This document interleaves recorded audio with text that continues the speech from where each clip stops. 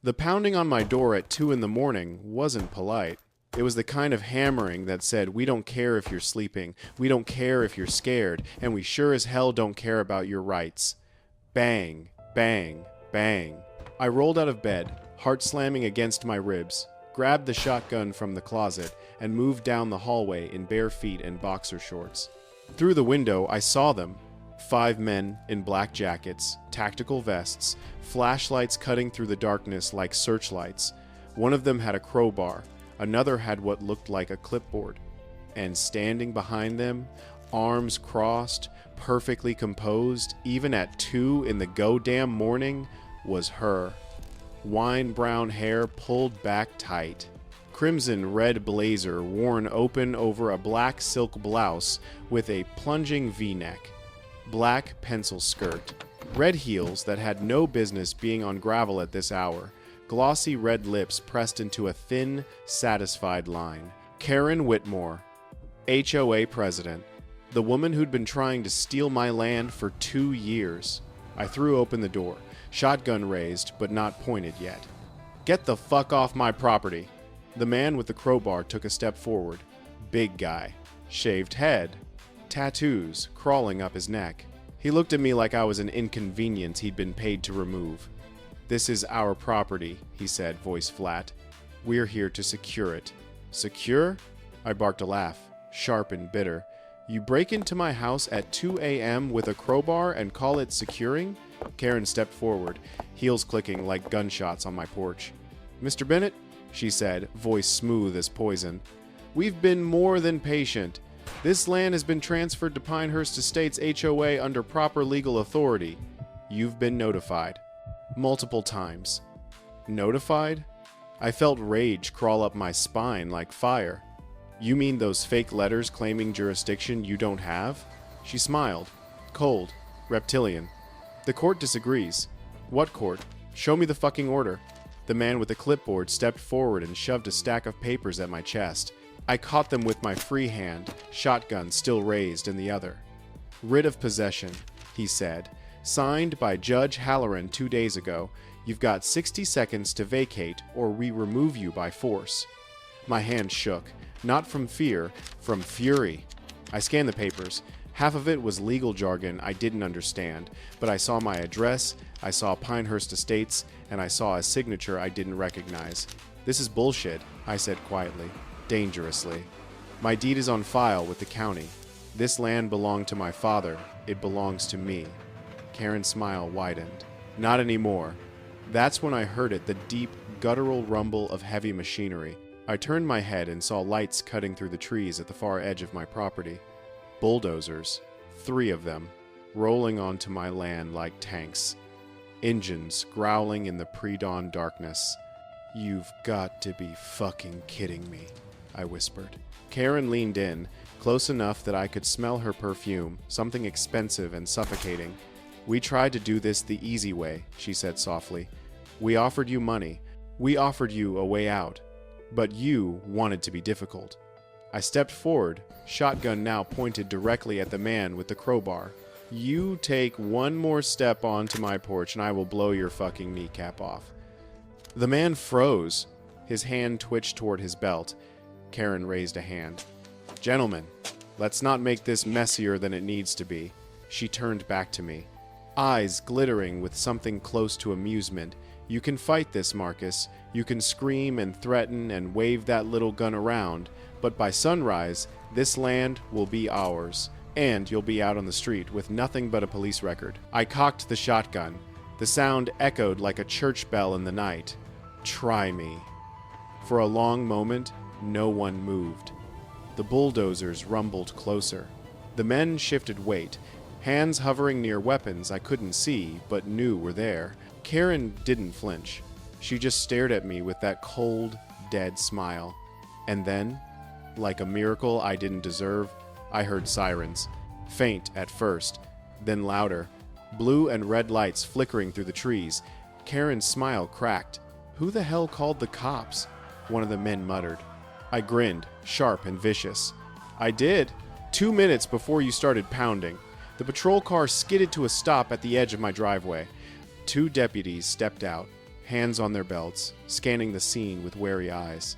Deputy Cole Patterson, ex-Marine, neighbor from down the road, good man, walked up slowly, taking in the crowd, the bulldozers, the weapons, and me standing in my doorway with a shotgun. "Marcus," he said carefully, "what's going on?" I lowered the gun slightly but didn't put it down.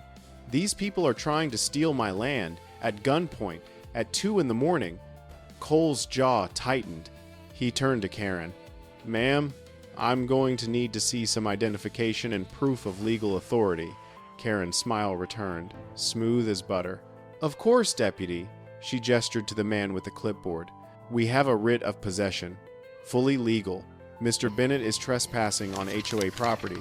Cole took the papers, read them under his flashlight, then looked at me. "Marcus, you got your deed?" "In the house, framed on the wall. Same place it's been for 30 years. Go get it. I didn't move. I'm not leaving these bastards alone on my porch." Cole nodded. "Then I'll go with you." We walked inside together, shotgun still in my hand, Cole's flashlight sweeping the room. I pulled the deed off the wall, the original, signed by my father in 1994, registered with the county, stamped, notarized, legitimate. Cole read it, then read the writ again. Then looked at me with an expression that said, "This is bad." "Marcus," he said quietly, "this writ is fake. I know. I mean, it's really fake. The judge they cited, Halloran, he's been retired for 3 years." My blood went cold. "They forged a court order?" Cole's hand moved to his radio. "Yeah, and that means this isn't a civil dispute anymore." He keyed his radio. "Dispatch, this is Patterson. I need backup at 1247 Oak Ridge Lane. Possible home invasion, armed suspects, forged legal documents. Send everything." Karen's voice cut through from the porch. "Deputy, there's no need for theatrics." Cole stepped outside, hand on his weapon now. "Ma'am, you and your associates need to step off this property. Now, we have legal. You have a forged document, which makes this breaking and entering with intent to commit fraud.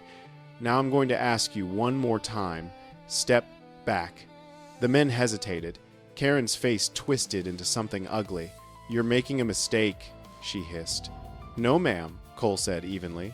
"You made the mistake when you showed up with armed men and fake paperwork. More sirens, more lights. Within minutes, my driveway was flooded with patrol cars. The bulldozers shut down. The men were separated, hands behind their backs, questioned one by one. And Karen Whitmore, HOA president, land thief, criminal, stood there in her crimson blazer and red heels, watching her perfect plan collapse in real time. But this wasn't over. This was just the beginning. Because what Karen didn't know, what none of them knew, was that I'd been documenting everything.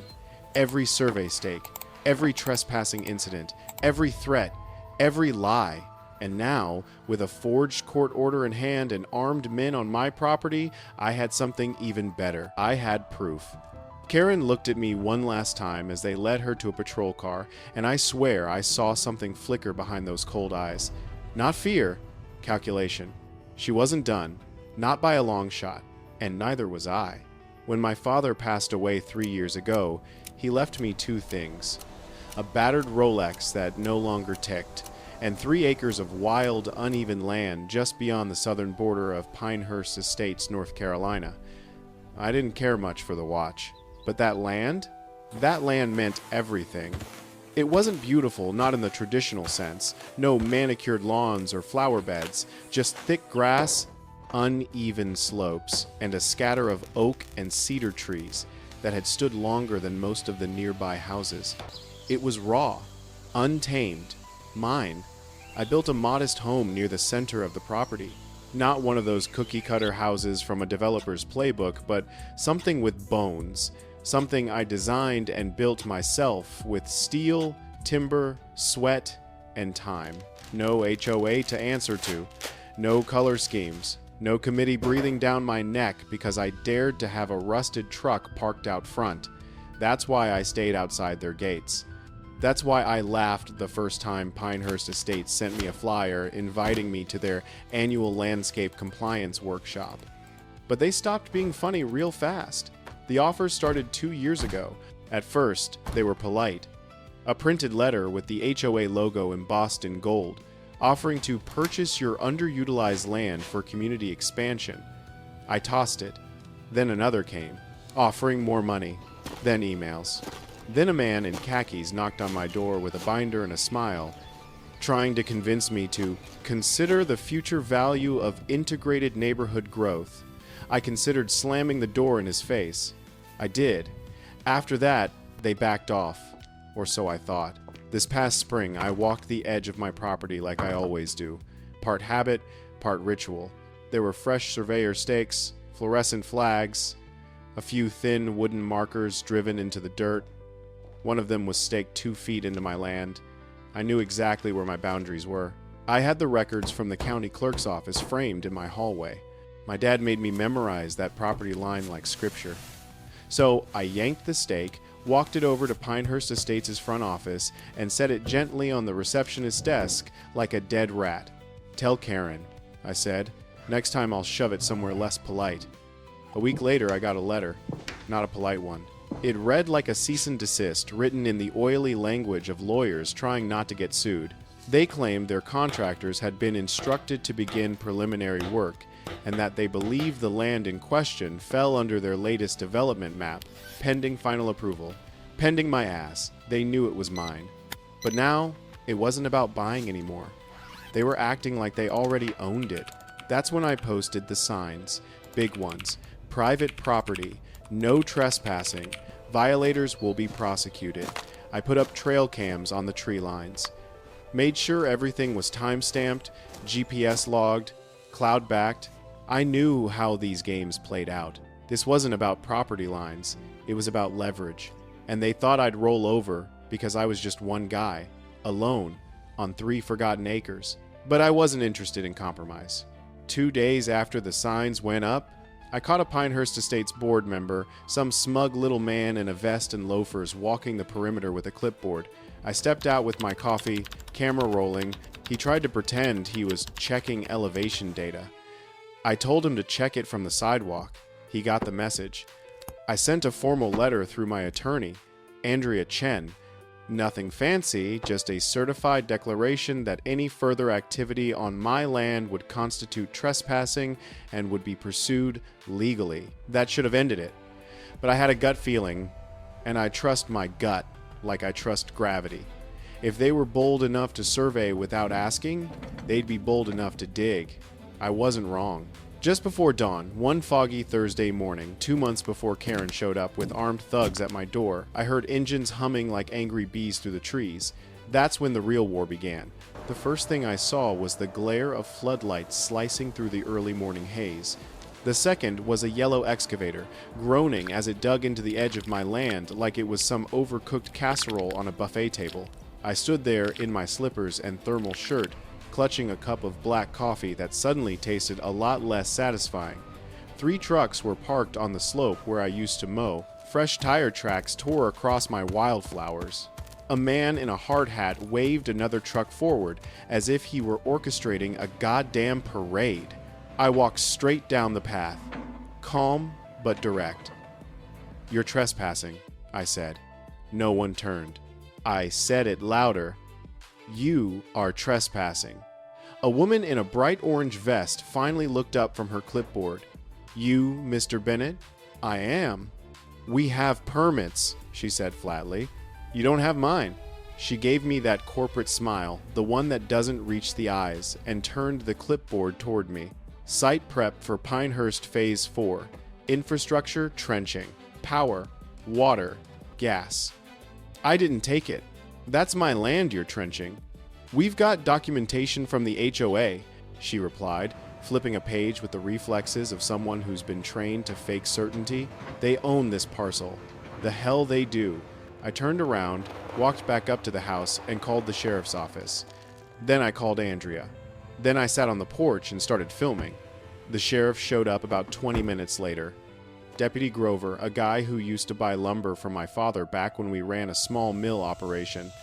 He looked half asleep and fully annoyed. I explained what was happening, showed him the deed, the survey, photos, documents. He nodded slowly, walked down the path, talked to the crew, and came back up scratching his chin. Says it's a civil matter, he told me. I laughed in disbelief. They're digging up private property and that's civil? They claim the HOA has an updated plat map from the county. I can't force them off unless we've got a restraining order. Then I'll get one. That'd be the way to go, he said, shrugging like he hated this as much as I did. In the meantime, you keep filming. Document everything. And I did. Every goddamn minute. The next day, their bulldozers moved deeper 12 feet into my parcel at least. They'd cut down 2 young oak trees, crushed a patch of wild ferns I'd transplanted from the creek bed last spring. One of their trucks spilled diesel into the soil and didn't even bother cleaning it up. That same afternoon, Andrea filed for an emergency injunction to halt all construction, but that process takes time, and Pinehurst Estates knew it. They were playing a dirty clock game. Build fast, deal with consequences later. It's the oldest trick in the book when you think your wallet's fatter than your opponent's patience. That night, I scouted the property line again and found something new. A small concrete post dug halfway into the dirt near the northern slope, newer than anything else out there. They were trying to move the line one chunk of rebar at a time. I couldn't sleep. I sat at the kitchen table and pulled out every document I had. The original land grant from 1968, the revised plat from 87, the zoning updates, the taxes, the aerial photos. They weren't making a mistake. They were making a move. 3 days in, I caught a guy with a chainsaw eyeing one of the old cedar stumps near the southeast corner. He said he was clearing the line for utilities. When I told him he was swinging that blade on private property, he laughed and said, "You sure? HOA says otherwise." I stopped him physically, planted myself in front of the stump. "You cut one more thing on this land and you're going to be the one getting removed by a tow truck or a coroner. Your call." He left. That was when the HOA sent a letter. Not a formal one this time. No envelope. Just a folded document slipped into my mailbox, unsigned. It said the land had been reclassified by the county and their development plans had full legal grounding. No name, no phone number, no signature. Just a sentence at the bottom. "You are welcome to join the Pinehurst Estates community and sell your parcel at market rate before construction completes." I taped it to my fridge like a trophy, but I wasn't laughing anymore. I hired an independent surveyor the next day, a guy from out of town who had no ties to the local planning commission. He spent 6 hours walking the boundaries, checking coordinates against old and new records. When he finished, he whistled low and said, "This is bad. They're deep into your land. No question." How deep? 12 meters in one direction. About 20 feet in another. Someone's trying to redraw history. I called Andrea and gave her the report. "Time to escalate," I said, and she agreed. We were done warning. I don't believe in coincidences. So when Andrea told me the county assessor's office had no record of my property being reclassified, my suspicions sharpened into something colder, something surgical. This wasn't a dispute over lines on a map. It was a hit job. We filed the injunction papers that Monday. Emergency motion, full documentation backed with the independent surveyor's data and sworn statements. It should have been enough to at least halt the work, but Pinehurst Estates wasn't slowing down. If anything, the construction picked up. More crews, more machinery. They poured gravel, cut trenches, started laying PVC like they had a green light from God himself. Andrea dug into the paperwork, and that's when she noticed something that didn't sit right. The permits used by Pinehurst Estates HOA weren't in the name of the association itself. They were filed under a limited liability company called Clearwater Holdings LLC.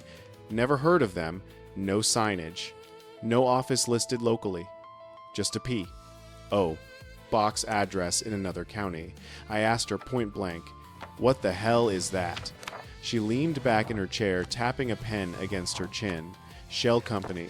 Classic proxy play.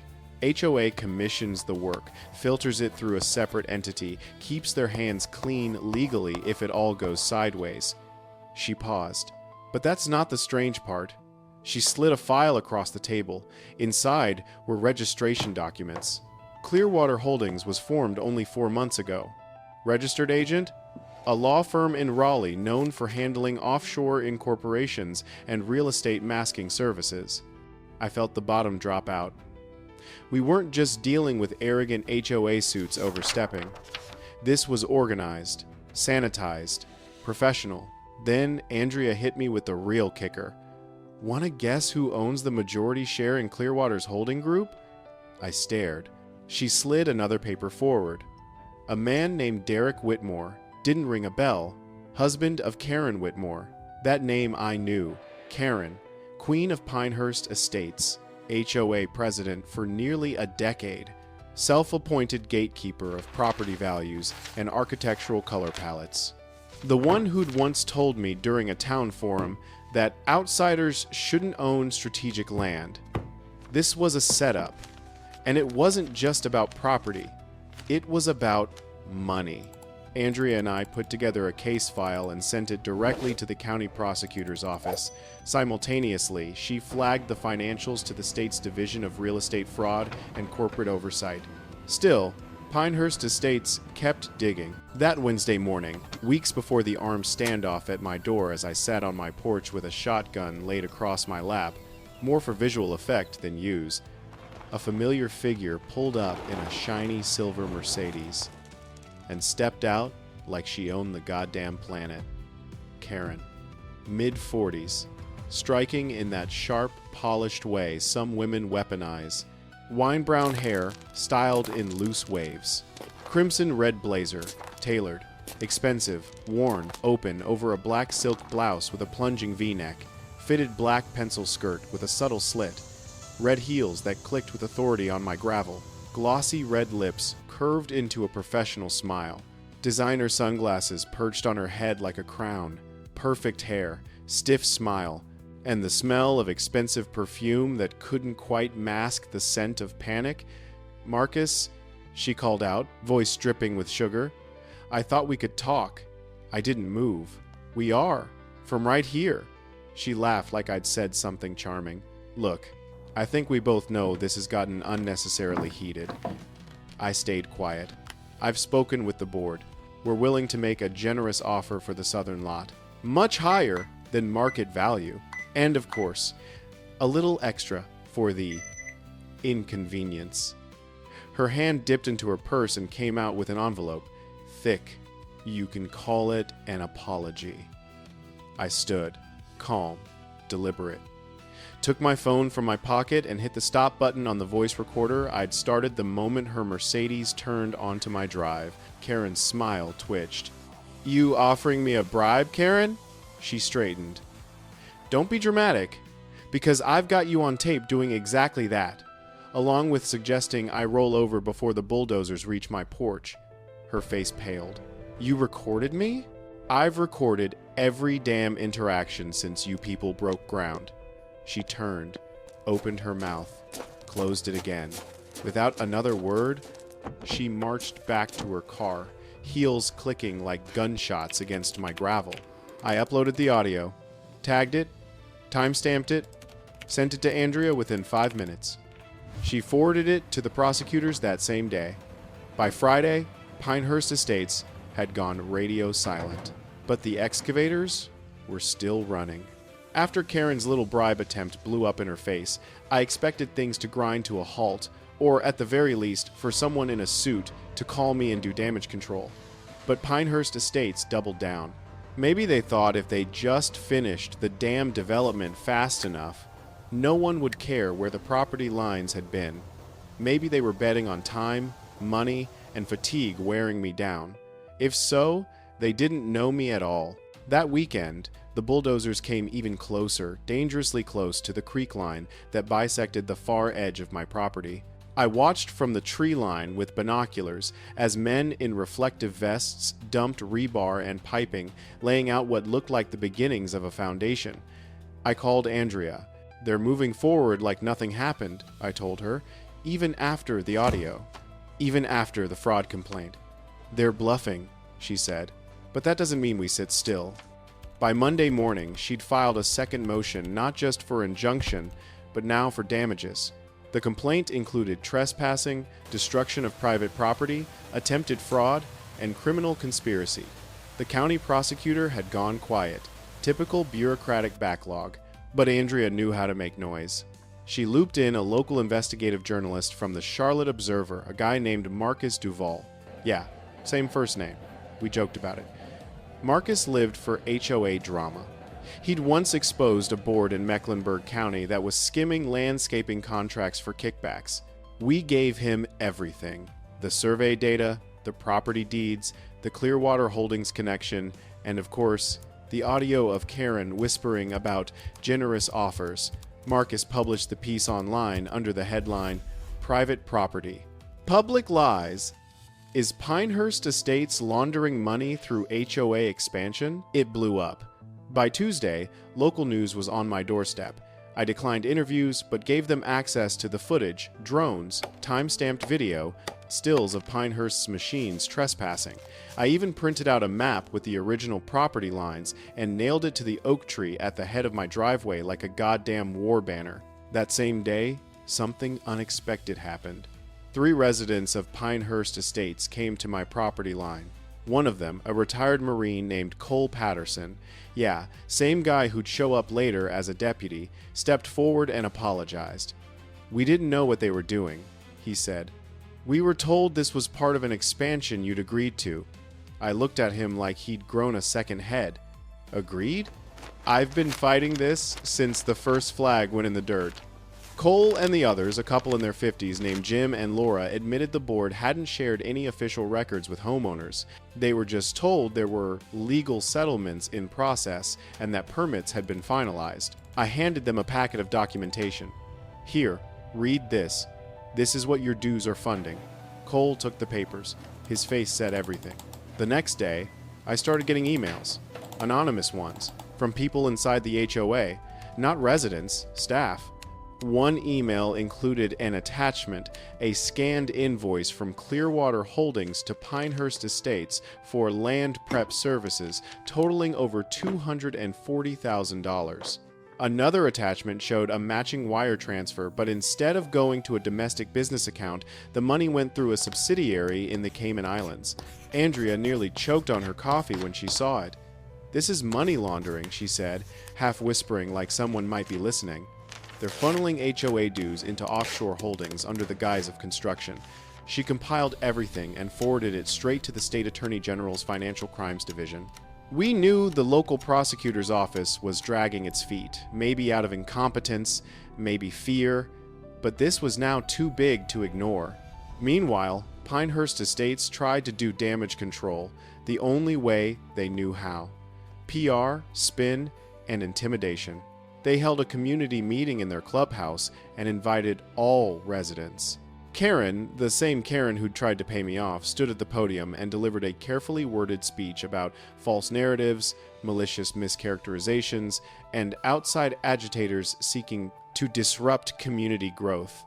I wasn't invited, of course, but someone live-streamed the whole thing. She never mentioned me by name, but when she said a disgruntled adjacent landowner, half the room turned to look at the camera like they knew exactly who she meant. Halfway through, Cole Patterson stood up and interrupted her. "What about the invoices?" he said loudly. "What about Clearwater Holdings in the Caymans?" Karen froze. Someone else shouted, "You said it was all paid locally. Are we funding a shell company?" Then the live feed cut. The next day, I heard from the same HOA employee who'd emailed me earlier. He said Karen had gone into full panic mode, berating the board, threatening staff, demanding total lockdown on communications. But it was too late. The story was out. And the foundation they'd started pouring at the edge of my land? They had to stop halfway through. No crew showed up for 2 straight days. Something was cracking. The silence didn't last. By the end of the week, Pinehurst Estates had new legal representation, a sleeker, bigger name firm from downtown Charlotte. Their first act?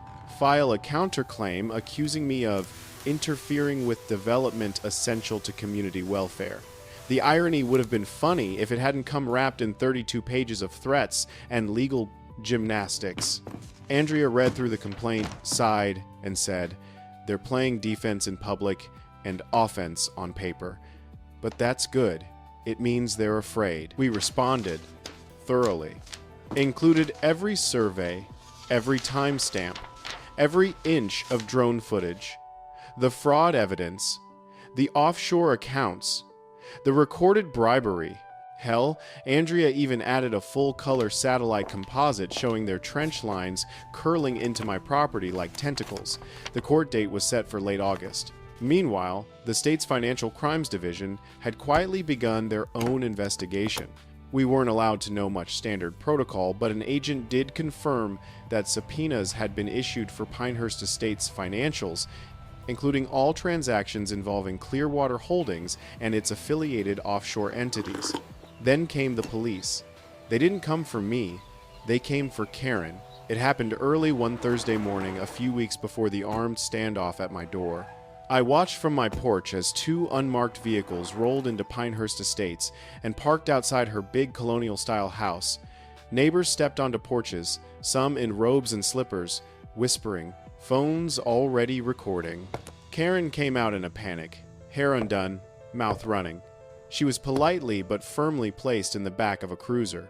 Officially, it was detainment for questioning related to an active financial investigation. Unofficially, it was the sound of the dam finally cracking. I didn't celebrate, not yet. Karen posted bail by that evening. Of course she did. Money like hers, or whoever she was funneling it from, doesn't sit in a holding cell long.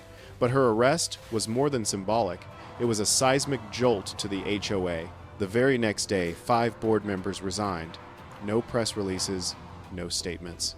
Just silence and empty chairs. At the next monthly meeting, the Pinehurst Estates Facebook group, once a cesspool of lawn advice and complaints about teenagers, turned into a digital bonfire of outrage and questions.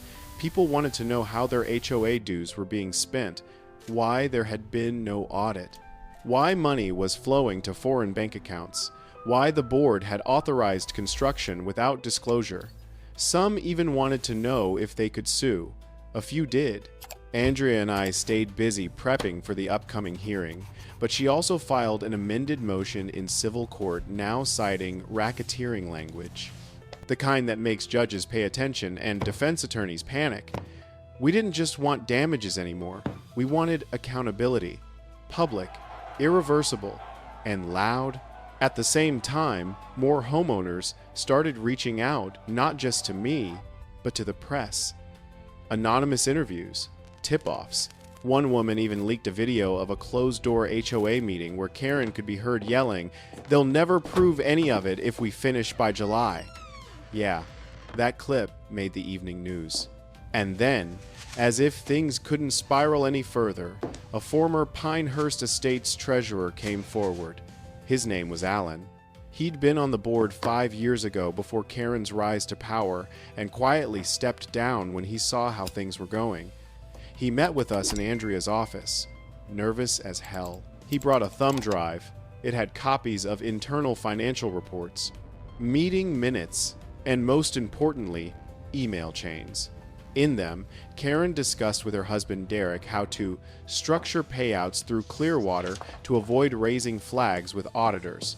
She used the phrase donation masking, which, as Andrea said, was basically a signed confession with glitter. It was the nail in the coffin.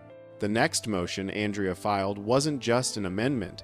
It was a declaration of civil fraud, conspiracy to commit wire fraud, and an official request for the court to freeze HOA funds pending investigation.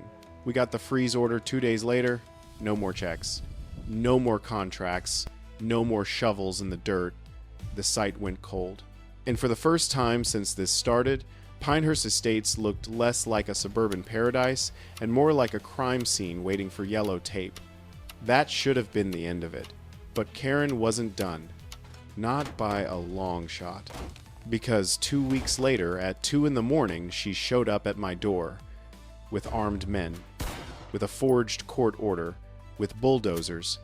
trying one last desperate play to take my land by force. And that's where this story started. With me standing in my doorway, shotgun raised, heart pounding, staring down a woman who thought she could steal everything my father left me. But she made one fatal mistake. She underestimated how far I was willing to go to protect what was mine. After the police hauled Karen and her armed goons off my property that night, I didn't sleep. I sat on the porch with my shotgun across my lap, watching the sun come up slow and red over the trees, waiting for the next wave. Because I knew Karen Whitmore, and I knew desperate people don't quit, they escalate. By noon, Andrea was at my house with a box of files, a laptop, and the kind of look that said, "We're about to bury them." "They're done?" she said, dropping the box on my kitchen table. "Forging a court order? That's a felony. Armed trespass? Another felony. Conspiracy? Federal." I poured coffee. "So, what's next?" "We hit them with everything. Criminal charges, civil suit, injunction enforcement, asset seizure. I want their accounts frozen. I want their board dissolved. I want Karen in an orange jumpsuit." I took a sip. Good. The first domino fell fast. Within 48 hours, the state attorney general filed formal charges against Karen Whitmore and Derek Whitmore.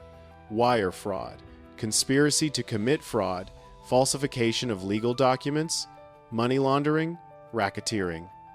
The bail hearing was a circus. Karen showed up in that same crimson blazer, perfectly tailored, perfectly pressed, like she was attending a charity gala instead of a criminal proceeding. But her face told a different story. Pale, tight, scared. Bail was set at $500,000. She posted it within an hour, but the damage was done. The charges were public. The media was circling like sharks, and Pinehurst Estates imploding in real time. That same week, Andrea filed our civil suit, not just against Karen, against the entire HOA board, against Clearwater Holdings, against every contractor who dug into my land, knowing damn well they had no legal right. The list of defendants was 12 pages long. The demand? $1.2 million in damages, plus legal fees, plus punitive damages, plus a permanent injunction barring any future development attempts. We weren't playing anymore. By the end of the month, the Pinehurst Estates community was in full revolt. Residents demanded emergency elections. The remaining board members, those who hadn't already fled, were forced out by vote. A transitional committee was formed, this time made up of actual homeowners instead of Karen's hand-picked cronies. They invited me to speak at a community meeting. I didn't want to. Not at first. But Cole Patterson came by personally, still in his Marine Corps windbreaker, with a folder under his arm. "People need to hear it," he said. "What happened? How it happened. They need to know the warning signs." So I agreed. The meeting was held in the Pinehurst Community Center, the same building where Karen had once stood and sold lies behind a podium. I walked in wearing my usual jeans, boots, flannel shirt, and stood in front of a room full of people who months earlier had either ignored me or called me that weird guy on the hill. Now, they sat in silence, some nodding, some taking notes. I laid it out plainly. What I'd seen, what I'd tracked, what we'd uncovered. I told them about the missing money, the construction scam, the deliberate manipulation of zoning paperwork, the offshore accounts, the forged documents. I didn't gloat. I didn't need to. The facts were heavy enough. Afterward, a woman from the audience stood up and said, "We owe you more than an apology." Someone else added, "You saved this place from becoming a Ponzi scheme in stucco." I shook my head. "I just protected what was mine. The rest? Well, you all have to decide what to do with it now." And they did. Over the next few weeks, I watched the neighborhood change. Not physically, not yet, but in tone. People stopped averting their eyes. Some waved, others stopped to chat at the fence line. One family brought over a box of cookies with a card that said, "For standing up when we didn't." The land they'd tried to steal from me was now legally and publicly confirmed to be mine. permanently. A formal statement from the court corrected the county record. The new HOA board voted to reimburse all legal fees that had been wrongfully spent during Karen's tenure. An audit was scheduled. Transparency protocols were introduced. Meeting minutes went online. Residents now had voting power over every dollar spent. As for Karen, her trial was scheduled for late fall. Her assets were being reviewed. Her former allies had scattered like mice in daylight.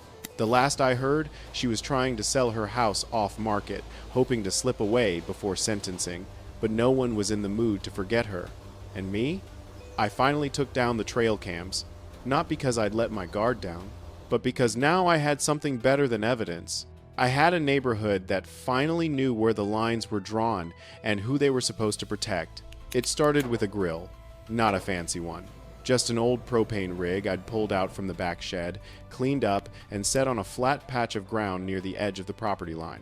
The same spot where not long ago, Karen's contractors had tried to sink a foundation. I figured if they wanted to dig here so badly, I might as well make it worth the trouble. Cole brought burgers. His wife brought potato salad so heavy it could dent a truck hood. The couple from across the creek, the ones who used to avoid eye contact, showed up with deviled eggs and a nervous smile.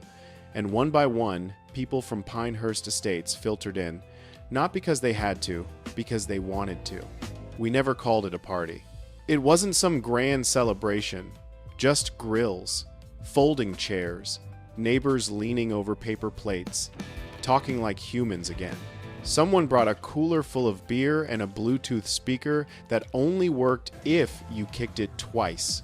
One guy, Larry, I think wore a Hawaiian shirt that had no business surviving past 1,997. And when the sun started to dip low, painting the sky in orange and bruised purple, someone raised a plastic cup and said, "To boundaries. May we finally learn to respect them." Everyone laughed. Even me. At one point, a teenage girl asked if it was true I'd almost gone to jail for threatening a surveyor with a shovel. I told her no, but I definitely sharpened it just in case. She grinned and wandered off toward the fire pit, probably disappointed I wasn't more psychotic. And then, because the universe still has a sense of humor, Karen's name came up. I didn't bring it up. Cole did. She tried to list her house again last week, he said between bites. Off market. Asking $900,000. We all laughed. The only thing she'll get for that house, someone added, is subpoenaed. A guy near the cooler turned and shouted, "Marcus, you should put up a sign." I raised an eyebrow. He grinned. "Right here, big letters. Trespassers will be recorded, indicted, and publicly humiliated." That got a good laugh, so I did them one better. The next morning, I went down to the local print shop and had a custom sign made. Oak, laser etched. I posted it right at the edge of the gravel path where the first bulldozer had crossed my line. It reads, "Private property. You're welcome to visit. Just don't try to steal it." Below it, in smaller letters, P.S. Cameras still work. It became a bit of a running joke. People take selfies with it now. Hell, someone made it into a fridge magnet and left it in my mailbox. I still keep my paperwork in order, still keep backups of backups. But I no longer sleep with a shotgun by the door. And when I walk the property line these days, it's not because I'm expecting a fight. It's because I like the quiet. Because the trees are growing again where the machinery once chewed them down. Because I know what I fought for and what I didn't let them take. Sometimes winning isn't loud. Sometimes it's burgers, bad music, and a crooked sign nailed to a post. But it's mine. All of it.